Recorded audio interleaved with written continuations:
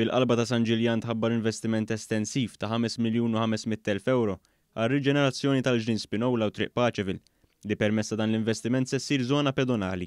Waqt konferenza tal-aħbarijiet is-Segretarju Permanenti fil-Ministeru għat-Turiżmu Ronald Mizzi stqarr kif l-aħħar attentat ta' riġenerazzjoni ta' din iż-żona kienet fl-2008, iżda issa verament wasal iż-żmien ta' bidla li jixraq lil din il-lokalità. Il-Ministru għat-Turiżmu Clayton Bartolos qar kif il-proġett huwa l-ewwel pass sabiex San Ġiljan ma jibqax biss ċentru tad-divertiment, iżda jingħata lura lir-residenti.